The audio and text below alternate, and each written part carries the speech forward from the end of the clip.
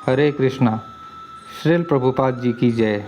आपका हमारे YouTube channel Krishna सेविका में स्वागत है। अगर आपने अभी तक हमारा चैनल सब्सक्राइब नहीं किया है तो कृपया इसको सब्सक्राइब करें, वीडियो को लाइक करें और अपने चहेतों को शेयर करें।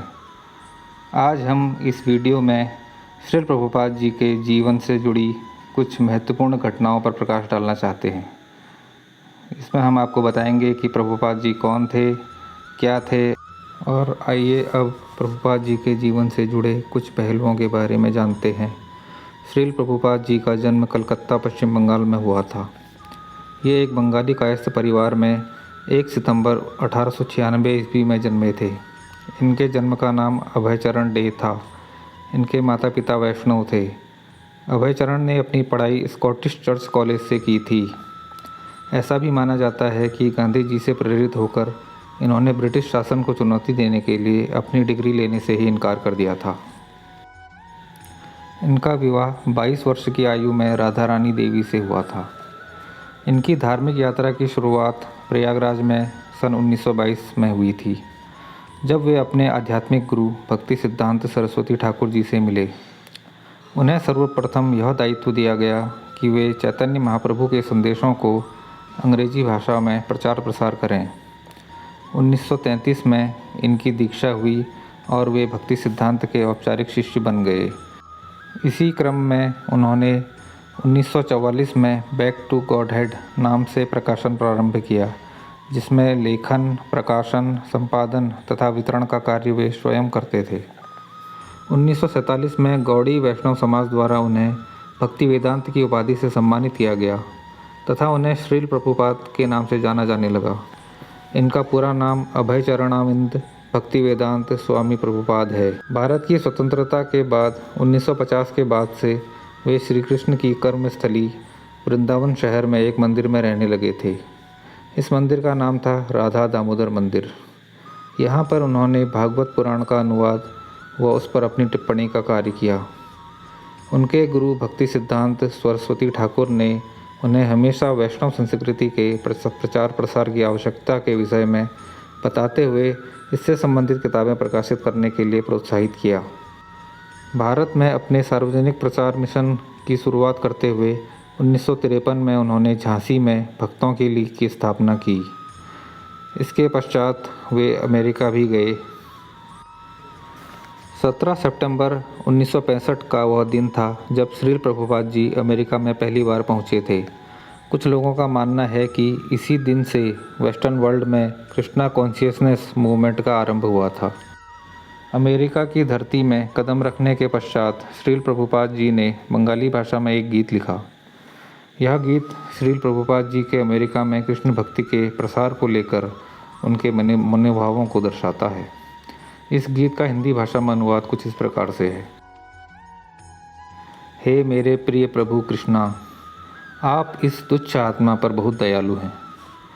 मैं यह नहीं जानता कि आप मुझे यहाँ यानी अमेरिका में क्यों लाए हैं। अतः आप जो कुछ भी मेरे द्वारा करवाना चाहते हैं कृपा करके करवाइए। मुझे ऐसा प्रतीत होता है कि अमेरिका और यहाँ के लोगों के प्रति आपको विशेष लगाव है, इसीलिए आपने इस मुश्किल स्थान के लिए मुझे चुना है। अधिकांश मनुष्य यहाँ पर भौतिकतावाद से ग्रसित हैं, अर्थात वे भोग विलास में पूर्णतः लिप्त हैं तथा उन्हें आध्यात्म के महत्व का ज्ञान है। वे लोग भौतिकतावाद में अत्यधिक संलग्न हैं तथा इसी में वे अपने आप को इतना संतुष्ट पाते हैं कि उनके मन में वासुदेव कृष्ण के पारलौकिक संदेश या उपदेश को ग्रहण करने की लालसा नहीं है। अर्थात वे अपने जीवन में भौतिकतावाद के स्तर से ऊपर उठकर अन्य किसी आयाम में जाने के इच्छुक नहीं हैं, अथवा उन्हें इस आयाम का आभास ही नहीं है। हे कृष्णा, मुझे यह नहीं पता कि ये लोग इस संदेश को कैसे ग्रहण करेंगे, परंतु मुझे इस बात का पूरा विश्वास है कि आपकी कारण विहीन दयालुता के लिए कुछ भी असंभव नहीं है, क्योंकि आप ही सारे रहस्यों के विशेषज्ञ हैं। हे कृष्ण, इन लोगों को आपकी मधुर भक्ति को प्राप्त करने में मेरा पथ प्रदर्शित करें। हे प्रभु, मैं आपसे केवल इतनी दयालुता चाहता हूँ कि मैं इन ज्ञानहीन लोगों को आपका संदेश ग्रहण करने के लिए आश्वस्त कर पाऊँ। हे कृष्ण, सभी प्राणी अज्ञानतावश मोह माया से ग्रसित हैं, अतः केवल आपके ही उपकार से ये सभी मनुष्य इस मोह माया के बंधन से मुक्त हो सकते हैं। हे प्रभु, मेरी यही इच्छा है कि आप इन सभी का उद्धार करें। तत्पश्चात ही इन मूर्खों को सद्बुद्धि आएगी और आपका संदेश ग्रहण कर पाने योग्य होंगे। हे प्रभु, मुझ में इतना सामर्थ्य नहीं कि मैं इन लोगों को कृष्ण भावनामृत का संदेश बता पाऊँ।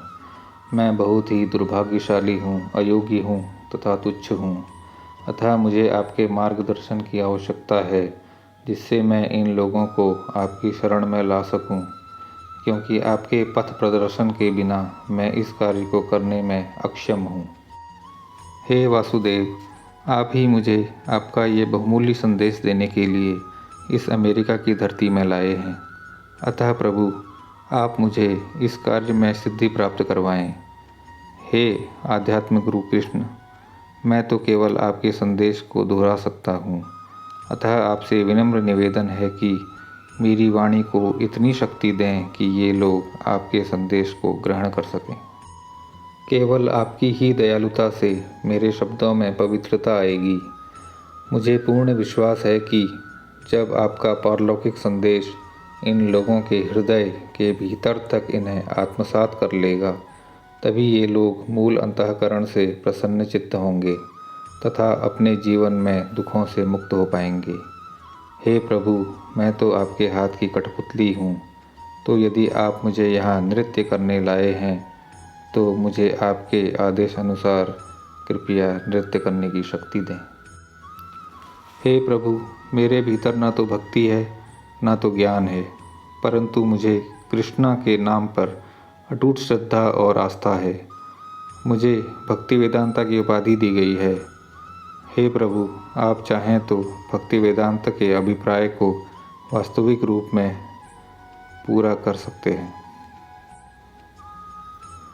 तो साथियों, अभी हमने प्रभुपाद जी के अमेरिका दौरे पर जब वो पहली बार वहाँ गए थे तो उनके द्वारा लिखी गई बंगाली भाषा में जो कविता थी उसका अनुवाद आपको पढ़कर सुनाया।